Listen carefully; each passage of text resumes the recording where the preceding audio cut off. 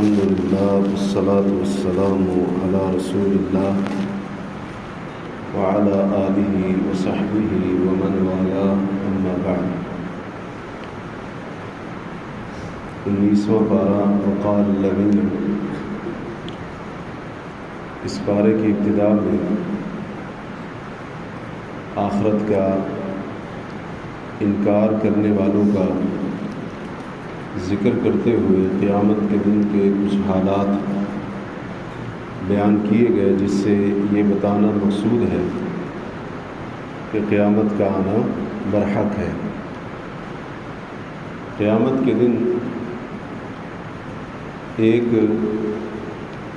شکایت لگے گی، اور وہ شکایت کیا ہوگی اور شکایت لگانے والے کون ہوں گے، اس کا ذکر بھی یہاں پر ہوا ہے۔ وقال الرسول یا رب ان قوم اتخذوا هذا القرآن مہجورا، اور رسول کہے گا اے میرے رب، بے شک میری اس قوم نے قرآن کو چھوڑ دیا تھا۔ قرآن کو چھوڑنے کا مطلب کیا ہے؟ نبی کریم صلی اللہ علیہ وسلم کی حدیث ہے، القرآن حجۃ لک و علیک، قرآن یا تو تمہارے حق میں حجت اور دلیل ہے یا تمہارے خلاف حجت اور دلیل ہے۔ حدیث کا مطلب یہ ہے، اگر تم قرآن کو پڑھو گے، اس کے ساتھ اپنا تعلق مضبوط کرو گے، قرآن کو سمجھو گے، اس سے نصیحت حاصل کرو گے اور اس کے مطابق عمل کرو گے، تو یہ قرآن تمہارے حق میں سفارشی بن جائے گا، تمہارے حق میں دلیل بن جائے گا۔ لیکن اگر تم نے قرآن کو پڑھا بھی نہیں، سمجھا بھی نہیں، اس کے مطابق عمل بھی نہیں کیا، تو یہ تمہارے خلاف حجت اور دلیل بن جائے گا۔ اللہ تعالیٰ کی عدالت میں قیامت کے دن یہ تمہارے حق میں کھڑا نہیں ہوگا، بلکہ تمہارے خلاف کھڑا ہو جائے گا۔ تو یہی بات اس آیت کے اندر کہی جا رہی ہے کہ رسول صلی اللہ علیہ وسلم اللہ کے حضور یہ شکوہ کرے گے کہ اے میرے رب، میری قوم نے، میری امت نے قرآن کو چھوڑ دیا تھا، نہ اس پر ایمان لائے، نہ اس کو پڑھا، نہ سمجھا، نہ اس کے مطابق عمل کیا۔ تو قرآن کریم کو چھوڑنے کا یہ مطلب ہے۔ اور حقیقت بات یہ ہے کہ آج ہم لوگوں نے کسی حد تک، یا یوں کہہ لیں کہ کافی حد تک قرآن کو چھوڑ رکھا ہے۔ تو قرآن مجید کی طرف لوٹنے کی ضرورت ہے، اس کے ساتھ اپنے تعلق کو مضبوط اور بہتر کرنے کی اس وقت ہمیں بہت زیادہ ضرورت ہے۔ جو انسان دنیا میں کسی کے ساتھ اس طرح کی دوستی لگاتا ہے کہ دین کے معاملے میں بھی اس کے پیچھے پیچھے چلتا ہے، قیامت کے دن اس انسان کا حال کیا ہوگا، وہ بھی اللہ نے یہاں پر بیان فرمایا ہے۔ وَيَوْمَ يَعَضُّ الظَّالِمُ عَلَىٰ يَدَيْهِ، قیامت کے دن ظالم اپنے ہاتھوں کو اپنے منہ سے دانتوں سے چبائے گا، کاٹے گا، اور کیا کہے گا؟ کہے گا ہائے کاش میں نے فلاں کو دوست نہ بنایا ہوتا، لقد اضلنی عن الذکر بعد اذ جاءنی، نصیحت میرے پاس آ چکی تھی، نصیحت کے آنے کے بعد اس نے مجھے گمراہ کر دیا۔ تو اس سے پتہ چلا کہ وہ انسان جس کی دوستی کی وجہ سے بندہ قرآن سے دور ہو جائے، نصیحت سے دور ہو جائے، دین سے دور ہو جائے، اللہ کی فرما برداری سے دور ہو جائے، اللہ کی نافرمانی کے راستے پر چل پڑے، اس سے دوستی نہ کرنے میں ہی عافیت ہے۔ اس کی دوستی سے تنہائی بہتر ہے۔ بندہ ایسے لوگوں سے اپنے آپ کو بچا کر رکھے تاکہ اس کے دین کا اور اس کے ایمان کا نقصان نہ ہو، ورنہ پھر اس طرح سے اس کو پچھتانا پڑے گا، ہاتھوں کو بھی کاٹے گا اور خود اپنے لیے بربادی کی بد دعائیں کرے گا، خود اپنے لیے تباہی کی بد دعائیں کرے گا۔ اب اس سے بڑا جو ہے نا خسارہ پانے والا کون ہوگا؟ جو قیامت کے دن اللہ تعالیٰ کی عدالت میں کھڑے ہو کر خود اپنے بارے میں وہ ہلاکت اور بربادی کی بد دعائیں اپنے آپ کو دے رہا ہوں۔ تو اس معاملے سے بہتر ہے کہ انسان دنیا میں دوستیاں لگانے میں اور اس قسم کے لوگوں سے تعلق رکھنے میں پرہیز کرے، اسی میں اس کے لیے عافیت اور بہتری ہے۔ اس کے بعد پچھلی کچھ قوموں کا حوالہ دیا گیا۔ اللہ تعالیٰ کی توحید کی بہت ساری نشانیاں بیان ہوئی ہیں، خاص طور پر سایہ اللہ تعالیٰ کیسے اس کو پھیلا دیتا ہے، کیسے اس کو سکیڑ دیتا ہے، یہ بیان ہوا۔ بارش کا ذکر ہوا۔ دو سمندر جن کے درمیان اللہ تعالیٰ نے رکاوٹ ڈال دی ہے، اوٹ ڈال دی ہے، ایک میٹھے پانی والا، دوسرا کھارے پانی والا، یہ اللہ کی توحید کی نشانی بھی ہے، اور یہ قرآن نبی علیہ الصلوۃ والسلام کی رسالت کی صداقت اور حقانیت کی بھی بہت بڑی دلیل ہے، کیونکہ اللہ کے رسول علیہ الصلوۃ والسلام نے کبھی سمندر کا سفر نہیں کیا، آپ نے اپنی زندگی میں سمندر کو جا کر نہیں دیکھا، اور پھر آج کافی تلاش کے بعد لوگوں کو جا کر وہ سمندر ملے، وہ دو ایسے پانی کے مقامات ملے جہاں پر ایک طرف اور رنگ کا پانی ہے، دوسری طرف اور رنگ کا پانی ہے، درمیان میں کوئی دیوار، کوئی پردہ، کوئی رکاوٹ، کچھ بھی نہیں ہے۔ اللہ تعالیٰ کی قدرت اور اللہ رب العالمین کی وحدانیت کی یہ دلیل ہے کہ دونوں بغیر کسی اوٹ اور رکاوٹ کے اس کے باوجود وہ آپس میں ملتے نہیں ہیں، ہر ایک پانی وہ اپنی اپنی حد کے اندر موجود ہے۔ یہ کس نے حد قائم کی ہے؟ یہ اللہ رب العالمین نے حد قائم کی ہے۔ اس کے بعد اللہ تعالیٰ نے اس سورۃ الفرقان کے آخری رکوع کے اندر عباد الرحمن کی صفات بیان کی ہے کہ رحمان کے بندے کون ہوتے ہیں۔ ویسے تو سارے رحمان کے بندے ہیں، لیکن یہاں پر عام بندوں کا ذکر نہیں ہے، خاص بندے رحمان کے پیارے بندے، محبوب بندے، اس کے جو مقرب ہیں، جو اس کے انتہائی قریب ہیں، جن سے وہ راضی ہوتا ہے، ان کے بہت سارے اوصاف اللہ نے بیان فرمائے۔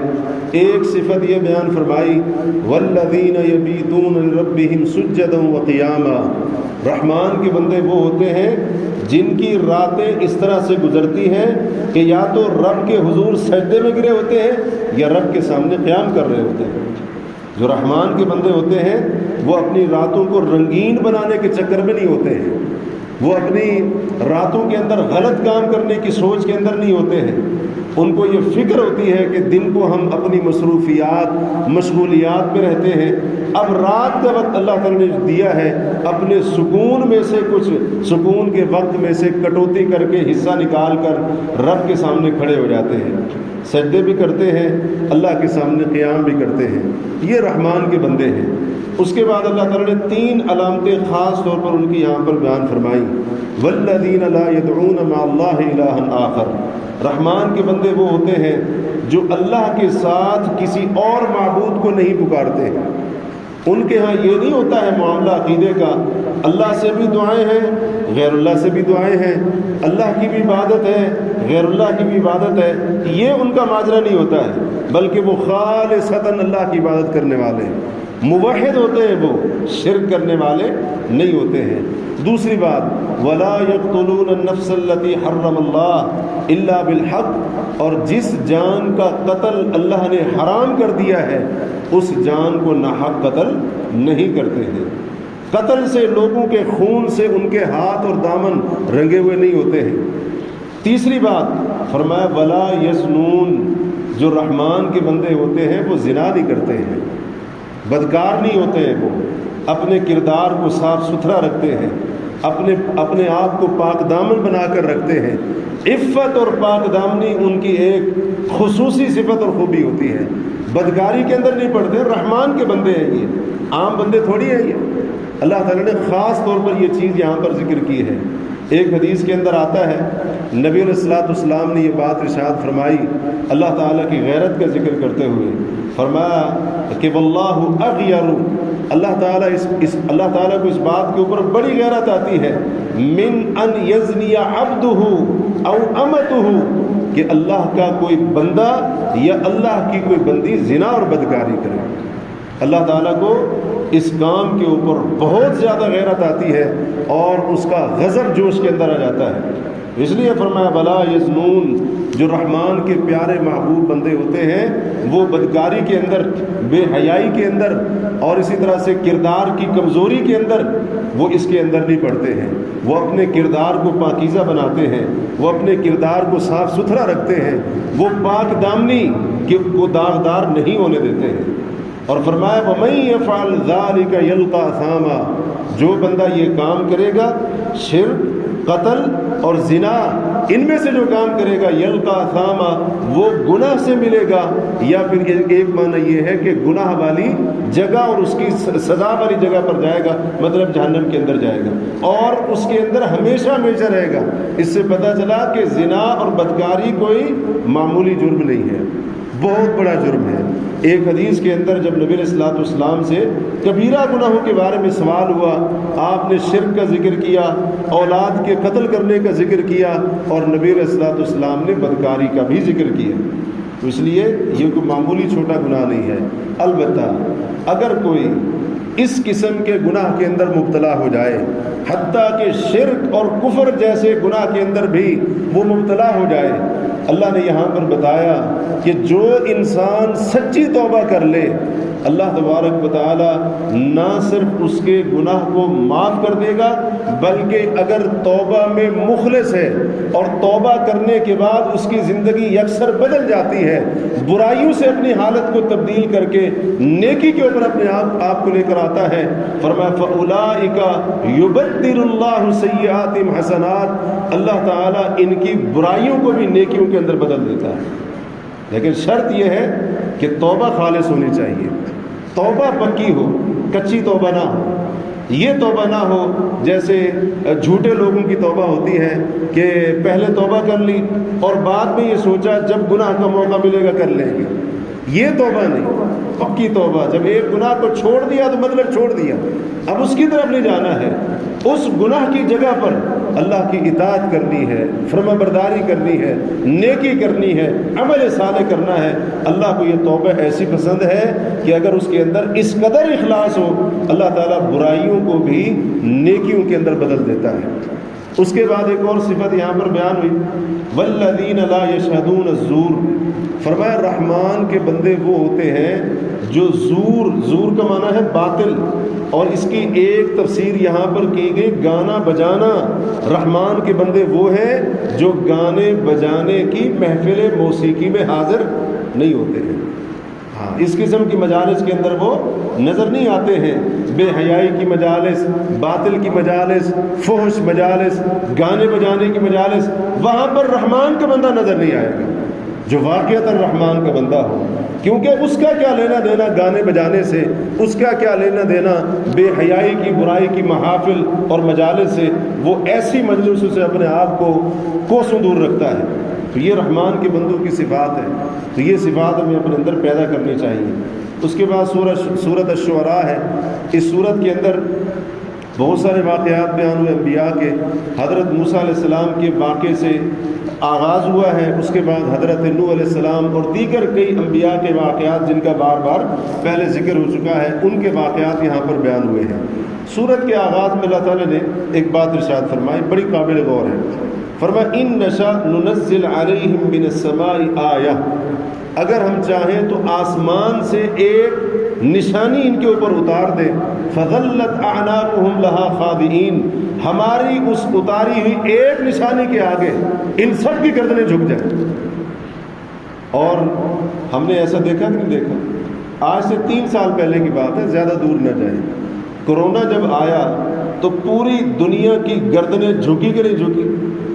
یہ بڑے بڑے جو جناب اپنے آپ کو ماہر سمجھتے تھے میڈیکل کے اندر، طب کے اندر، اور اسی طرح سے میڈیکل جو ہے سائنس جو ہے نا اس نے بڑی ترقی کر لی، اور اسی طرح سے ٹیکنالوجی نے بڑی ترقی کر لی، یہ ہو گیا وہ ہو گیا، بڑا ان کی گردن کے اندر سریہ تھا۔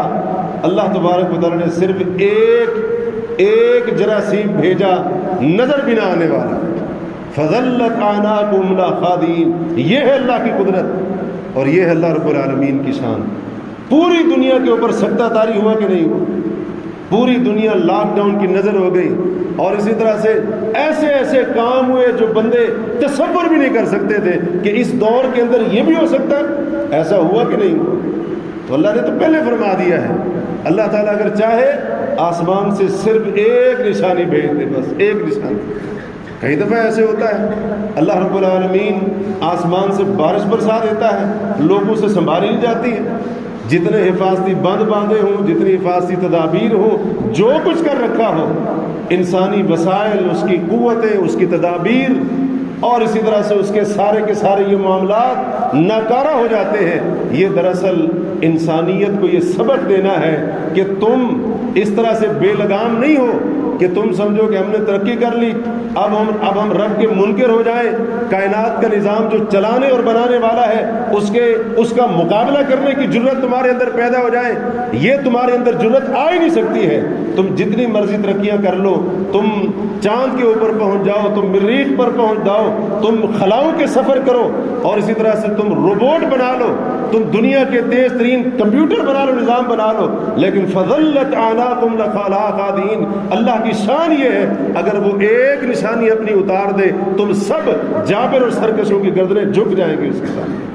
اور یہ نشانی تو وہ ہے جو ہم نے دیکھی ہے اپنی آنکھوں سے، پوری دنیا نے دیکھی ہے، اور اللہ تعالیٰ اس طرح کی کئی نشانیاں وقتاً فوقتاً بندوں کو دکھاتا رہتا ہے، لیکن بہت کم خوش نصیب ہوتے ہیں جو ان نشانیوں سے عبرت اور نصیحت پکڑتے ہیں۔ اس کے بعد اس صورت کے اندر ہر نبی اور قوم کے قصے کو ذکر کرتے ہوئے دو آیتیں اللہ تعالیٰ نے خاص طور پر دہرائی ہیں بار بار۔ ان فی ذلک لآیہ وما کان اکثرهم مؤمنین، بے شک اس قصے کے اندر بہت بڑی نشانی ہے، ان میں سے اکثر مومن نہیں تھے۔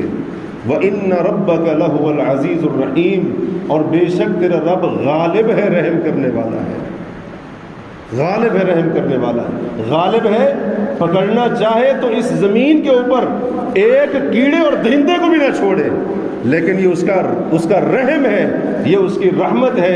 اتنے زیادہ گناہ کرنے کے باوجود بھی موجے مار رہے ہیں، نعمتیں بھی اسی کی کھا رہے ہیں، بغاوتیں بھی اسی کر رہے ہیں۔ یہ ہے اللہ تعالیٰ کی رحمت، اور اس کی رحمت اس کے غالب ہونے کے اوپر، اس کے غضب کے اوپر یہ سبقت لے چکی ہے، ورنہ ہماری کیا مجال تھی کوئی غلط کام کرنے کی، کوئی گناہ کے کام کرنے کی۔ بڑی جرت کے ساتھ جو بندہ اٹھتا ہے غلط کام کرتا ہے، یہ تو اللہ تعالیٰ نے ڈھیل دے رکھی ہے، رحمت کر رکھی ہے، اس لیے بار بار اس کا ذکر کیا ہے یہاں پر۔ اور حضرت موسیٰ علیہ السلام کا قصہ ذکر کرتے ہوئے ایک بڑی اہم بات جو اس سورت کے اندر آئی ہے وہ یہ کہ جب حضرت موسیٰ علیہ السلام اللہ کے حکم سے بنی اسرائیل کو راتوں رات لے کر نکلے، اب جب نکلے صبح ہو گئی، صبح جب ہوئی تو چلتے چلتے سامنے اب سمندر آ گیا۔ ادھر سے فرعون کو جب پتہ چلا رات کو تو اس نے اپنی فوجیں تیار کی، انہوں نے کہا چلو بنی اسرائیل کا پیچھا کرتے ہیں، وہ بھی پیچھے پیچھے۔ اب جب سامنے پہنچے حضرت موسیٰ علیہ السلام کی قوم کے لوگ تو دیکھا سمندر ہے اور سورج بھی نکل آیا تھا، دن چڑھ آیا اور روشنی تھی، تو دیکھا فرعون اور اس کے لشکر بھی پیچھے سر کے اوپر چڑھا ہے۔ تو یہ بات دیکھ کر حضرت موسیٰ علیہ السلام کی قوم کے لوگ حوصلہ ہار گئے، انہوں نے کہا کہ موسیٰ انا لمدرکون، ہم تو پکڑے گئے، اب تو مارے گئے، آپ نے تو کہا تھا اللہ کا حکم ہے نکلو وہ بچائے گا، اب کیسے ہوگا؟ سامنے سمندر ہے اور پیچھے فرعون اپنے پورے غیظ و غضب کے ساتھ، پورے لاؤ لشکر کے ساتھ آ رہا ہے، انا لمدرکون، پکڑے گئے، مارے گئے۔ حضرت موسیٰ علیہ السلام نے یہاں پر جو توکل سکھایا ہے وہ توکل اپنے اندر پیدا کرنے کی ضرورت ہے۔ حضرت موسیٰ علیہ السلام نے فرمایا کلا، ہرگز نہیں، خبردار ایسی باتیں نہیں کرنی ہے۔ ان معی ربی سیہدین، بے شک میرے ساتھ میرا رب ہے، ان قریب راستہ دکھائے گا۔ اس سے پتہ چلا کہ ایک مومن کو اپنے رب کے اوپر اس قدر توکل ہونا چاہیے، اگر مصیبتوں نے، تکلیفوں نے، مشکلات نے چاروں طرف سے گھیرا تنگ رکھا ہے، پھر بھی بندہ اللہ کے اوپر بھروسہ نہ چھوڑے، اسے رب کی ذات کے اوپر یقین بھی ہو، اعتماد بھی ہو، توکل بھی ہو، اللہ تبارک و تعالی چاہے گا تو یہیں سے میرے لیے راستہ پیدا کرے گا۔ اور اللہ نے راستہ پیدا کیا کہ نہیں کیا؟ اللہ تبارک و تعالی نے حضرت موسیٰ علیہ السلام کو حکم دیا اپنا عصا پھینکے، یہ ڈنڈا مارے سمندر کو۔ اللہ تبارک و تعالی نے سمندر کے پانی کو 2 حصوں میں تقسیم کر دیا اور 12 راستے نکالے وہاں سے، 12 راستے، بنی اسرائیل کے 12 قبیلے، ہر قبیلے کے لیے اللہ نے راستہ نکالا۔ راستہ گیلا کیچڑ والا، مٹی گارے والا نہیں تھا، اللہ نے فرمایا ہم نے خشک راستے نکال دیے، اور بنی اسرائیل کو ہم نے صحیح سلامت سمندر کے پار کر دیا۔ اس طرح کا توکل ہونا چاہیے۔ اس طرح کا بھروسہ اور یقین ہونا چاہیے اپنے رب کے اوپر. یہ چھوٹی چھوٹی باتوں کے اوپر، چھوٹے چھوٹے مسائل کے اوپر، چھوٹی چھوٹی مشکلات کے اوپر ہم دل چھوٹا کر بیٹھے. اللہ کے اوپر ایمان لانے کا مطلب کیا ہے؟ جہاں پر ہماری سوچنا بند ہو جاتی ہے، عقل سوچنا بند ہو جاتی ہے، اللہ تبارک و تعالیٰ کی قدرت وہاں سے شروع ہوتی ہے. اس لیے کبھی بھی اپنے رب کے اوپر توکل اور بھروسہ نہیں چھوڑنا چاہیے. اللہ تبارک و تعالیٰ جب چاہے جیسے چاہے اپنے بندے کے لیے نجات کا راستہ آسان کر دے، دروازہ کھول دے. اس رب کے لیے کوئی مشکل نہیں ہے. یہ ناممکن کا لفظ، یہ مشکل کا لفظ، یہ ہماری زبانوں پر آتا ہے، یہ ہمارے تصور میں ہے. اس رب کے ہاں نہ کچھ کوئی بات ناممکن ہے اور نہ ہی کچھ مشکل. یہ بہت بڑا سبق یہاں پر دیا گیا. اس کے بعد حضرت شعیب علیہ السلام کی قوم کا ذکر کرتے ہوئے ایک خاص بات یہاں پر کی گئی کہ اصحاب الایکہ کہا گیا ان کو. ایکہ کا ایک معنی تو ہوتا ہے بہت بڑا درخت. یہ ایک مطلب اس کا یہ بھی بیان کیا گیا کہ درختوں کا جھنڈ، جیسے بہت سارے درخت ہوتے ہیں نا، تو ان کا جھنڈ اس کو بھی ایکہ کہا جاتا ہے.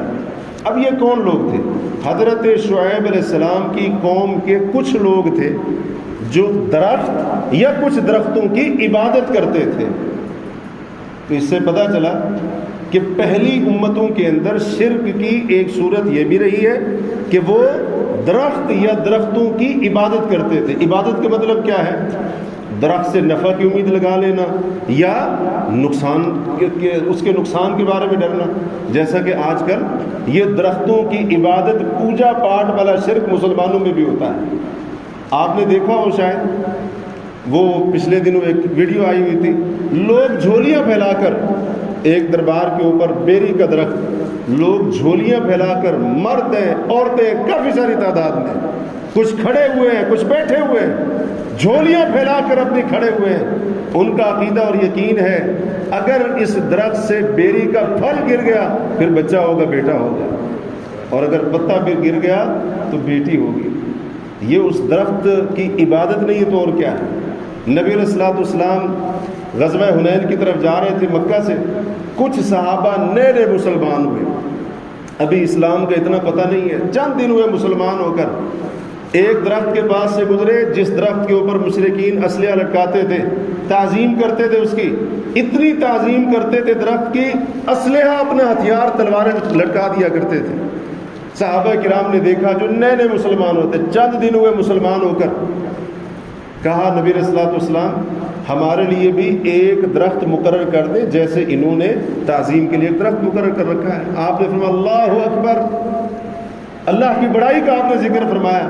فرمایا تم نے تو وہی بات کی ہے جو موسیٰ علیہ السلام کی قوم نے حضرت موسیٰ علیہ السلام سے کی تھی. اللہ تعالیٰ نے صحیح سلامت سمندر سے نجات دے دی. ایک قوم کے پاس سے گزرے، بت بنا رکھے تھے، ان کے سامنے مجاور بن کر بیٹھے ہوئے تھے. کہنے لگے موسیٰ جیسے ان کے معبود ہیں ہمارے لیے بھی ایک معبود بنا دو.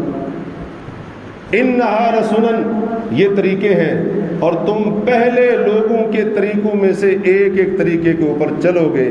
اور آج مسلمان چل رہے ہیں کہ نہیں چل رہے؟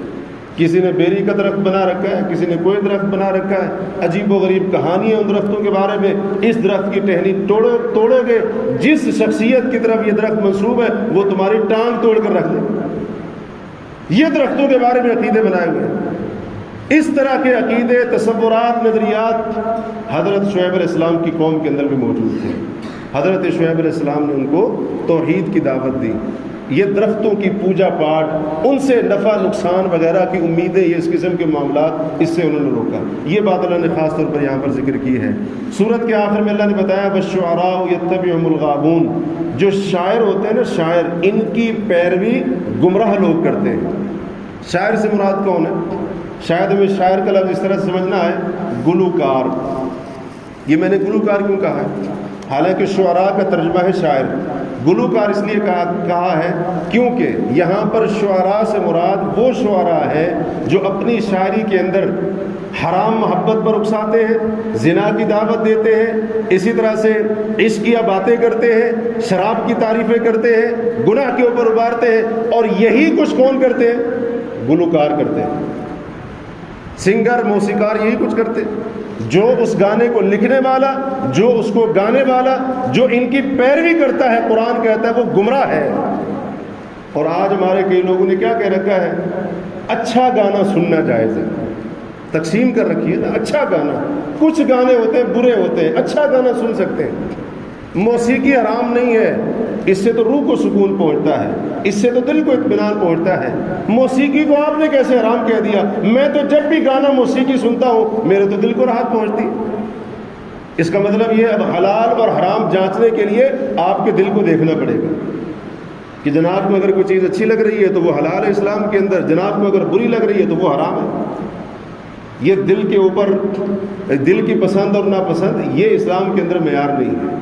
اللہ کا قرآن کہہ رہا ہے شعراء کی پیروی گمراہ قسم کے لوگ کرتے ہیں، کیونکہ یہ خود بھٹکے ہوتے ہیں شعراء، جو ان کے پیچھے بھاگے گا، ان کی یاوہ گوئیوں کے پیچھے بھاگے گا، ظاہر ہے وہ بھی گمراہ ہے۔ اس کے بعد سورۃ النمل ہے، سورۃ النمل میں حضرت موسیٰ علیہ السلام کا قصہ ایک بار پھر ذکر ہے، حضرت سلیمان داؤد علیہ السلام کا ایک مرتبہ پھر ذکر آیا۔ یہاں پر ہدہد کا قصہ بیان ہوا ہے۔ ہدہد ایک دن نکل گیا، قوم سبا کو جا کر دیکھا سورج کی عبادت کر رہے تھے، سجدہ کر رہے تھے۔ پرندے کی غیرت نے برداشت نہیں کیا غیر اللہ کو سجدہ، اور اس نے بھی حضرت سلیمان علیہ السلام کو آ کر بتایا، بڑے عجیب لوگ تھے، اللہ کو چھوڑ کر وہ سورج کو سجدہ کر رہے تھے، اس رب کو سجدہ کیوں نہیں کیا جس کے سوا کوئی معبود نہیں ہے۔ یہ ایک پرندے کے اندر توحید کی غیرت، اور دیکھیں ایک پرندے کی وجہ سے اللہ تعالی نے پوری قوم سبا کو شرک سے بچا کر توحید کی طرف ہدایت دے دی۔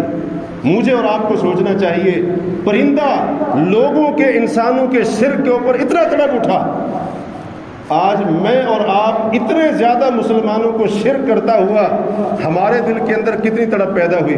فتوے لگانا بڑے آسان ہے، فلاں مشرک ہے، فلاں شرک کر رہا ہے، کبھی سنجیدہ ہو کر دعوت بھی دی ہے، کبھی اس کو سمجھایا بھی ہے کہ آپ جو کر رہے ہیں قرآن اور سنت کے مطابق یہ شرک ہے۔ یہ درد ہم نے اپنے اندر پیدا کیا ہے، یہ تڑپ پیدا کی ہے۔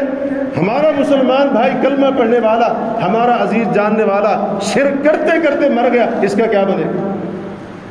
ہم نے آسان کام پکڑ لیا، فتویٰ بازی، اور فتویٰ لگا کر سیدھا جہنم کے اندر پہنچا دیا۔